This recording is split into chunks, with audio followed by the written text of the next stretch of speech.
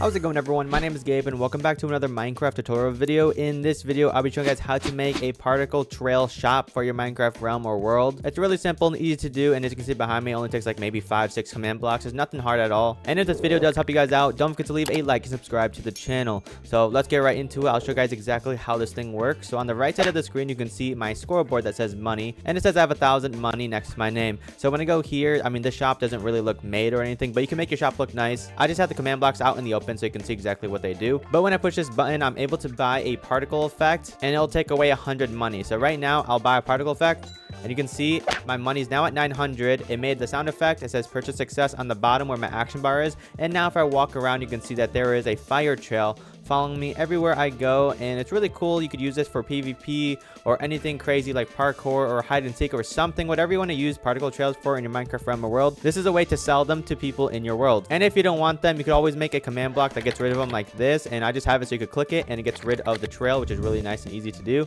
And I'll show you guys how to do that as well. But yeah, let me show you guys exactly how to make this. So the first thing you want to do is make a scoreboard. It's really simple to do. All you need to do is type /scoreboard objectives, add money, dummy, money, just like this, and make sure the M's in money are capital. Then you want to hit enter, and then on the top left it should say a objective had been made successfully. I turned off the output command, so that's why you don't see it for me. The next thing you want to do is turning off the outputs for a command block so that they don't get spammed in chat. And to do that, type /game rule command block output false, and /game rule send command feedback false as well. And now that you type those, your command blocks won't spam up your chat. But the next thing you want to do is give yourself a command block. So do /give your name command_block, and you'll get one in your inventory. I need to go into game mode creative, and I built this thing right here. As you can see, it's literally just a block with a button on it, and on top I'm going to place all these command blocks. I'll place 5 command blocks like this, 1 2 3 4 5, and you want to place one under it right here after the second one. It doesn't have to be exactly right here.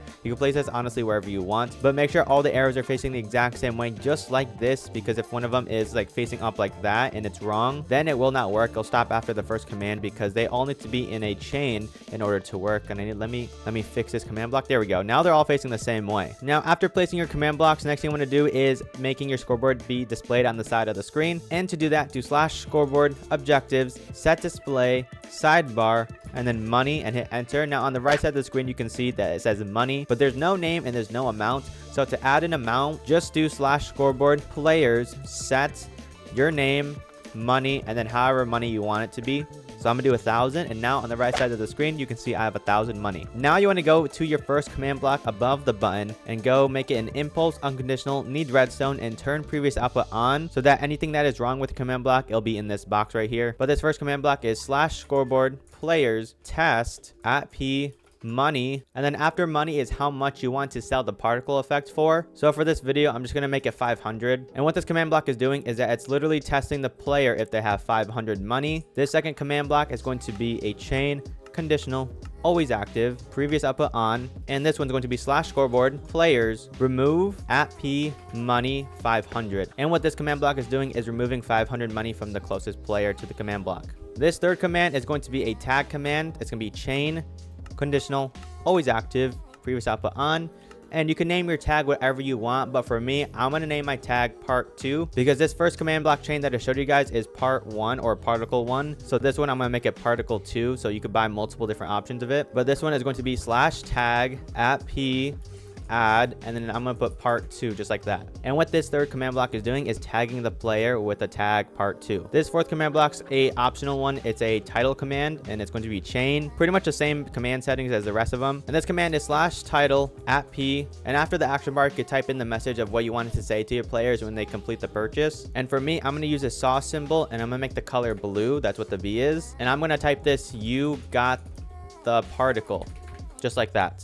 And this is customizable, and that's what it's going to say above the player's action bar. And the last command block is also optional. It's a sound effect, so it's going to be a chain conditional always active, and this is going to be /play sound. Note.chime is the sound effect I use, and then @p, and that's all that it is in the command block. Now that you have your 5 command blocks done, you want to go on to this last command block right here, the 6th one, and this one's going to be a repeat unconditional always active, and this command block is going to be /execute as @a bracket tag equals quotation mark part 2 and quotation mark and bracket. And the reason why I have part 2 in there is because that's what I named the tag in the third command block. And the reason why I have part 2 in this command block is because that's the name of the tag I added to the player in the third command block. But after that, it's going to be at s bracket tag equals quotation mark part 2 and quotation mark and bracket run / particle Minecraft shulker _ bullet tilde.